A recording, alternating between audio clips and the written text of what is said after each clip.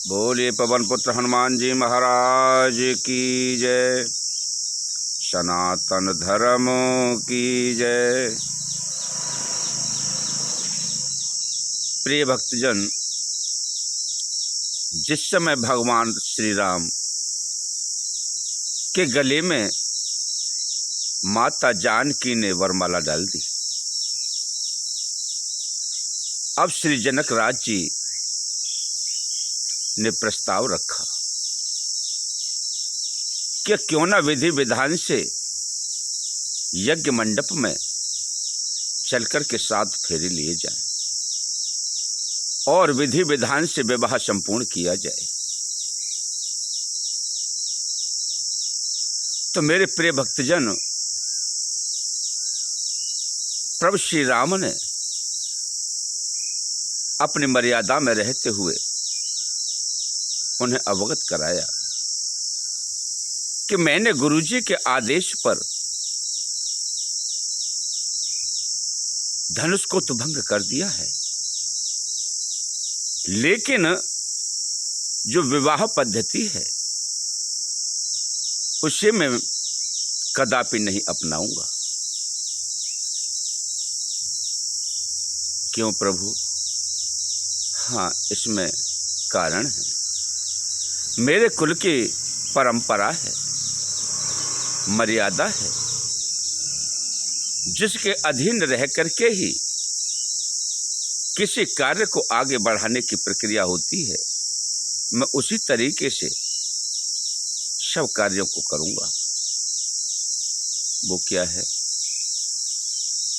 क्योंकि यहां पर मेरे माता पिता भाई बंधु परिजन कोई भी नहीं। एक बेटी के यहाँ पर जिस तरीके से बारात आती है सनातन धर्म के अनुसार, जब माता पिता की आज्ञा होगी तभी मैं किसी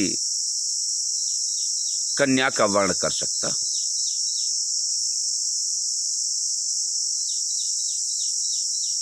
तो मेरे प्रिय सज्जनों, महाराज जनक जी ने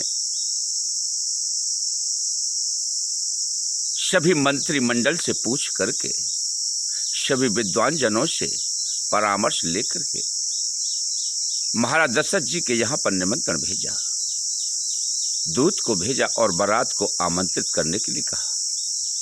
तो महाराज दशरथ जी अयोध्या से बारात लेकर के सभी नगरवासियों को, सभी कुल के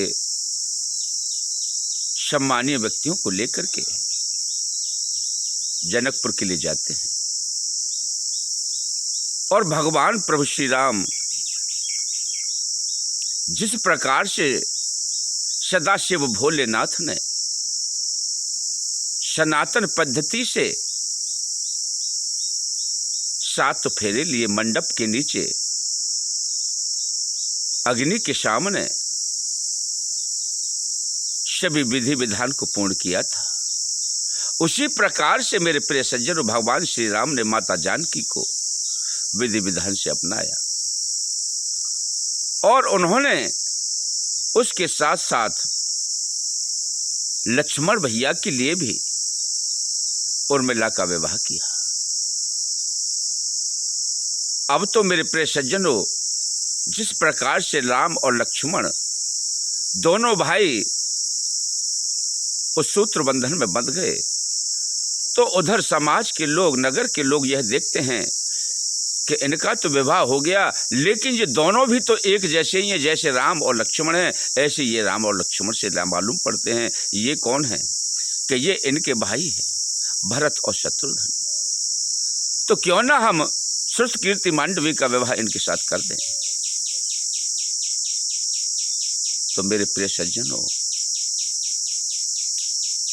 उसी पद्धति के अनुसार भरत और शत्रुघ्न का भी विवाह किया गया। उधर 4 बहनें हैं, उधर 4 भाई हैं और महाराज जनक और महाराज दशरथ जी दोनों समधि बन जाते हैं। क्योंकि आजकल का समय है, दौर है कि व्यक्ति अनजाने में अपने समान कोई रिश्ता नहीं देखते।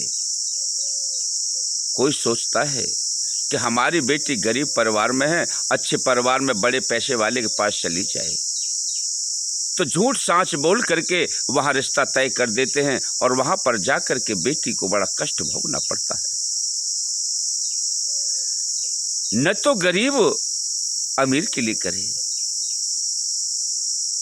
और ना ही अमीर गरीब के लिए करे।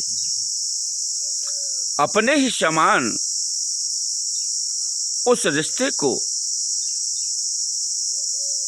तय करे, क्योंकि बेटी के जीवन के लक्ष्य के लिए, उसके सुख के लिए समान ही होना चाहिए। अन्यथा बेटी को बहुत सारे कष्ट भोगने पड़ते हैं। लोग उन्हें जला करके मार डालते हैं। धन के लालच में ऐसे लोभी होते हैं कि हमको तो धन ही चाहिए, बेटी नहीं चाहिए। तो मेरे प्रिय सज्जनों, जहां सुलक्षणी बेटी आ जाए तो वहां धन का अभाव तो रहता ही नहीं। अरे खाली को भरा कर दे और गलत आ जाए तो भरे को खाली कर दे। बेटियों को हमें सौंपने से पहले इस प्रकार का विचार कर लेना चाहिए। इसलिए जनक राज और महाराज दशरथ सम है, समान है, इसीलिए उनको समधि कहा गया। अब मेरे प्रिय सज्जनों, आगे भगवान प्रभु श्री राम अपने पिता महाराज दशरथ जी के साथ और अपने ससुर श्री जनक जी के साथ बैठ करके जलपान ग्रहण कर रहे हैं और वहां पर बड़े आनंदमय खुशियां नगर में मनाई जा रही हैं।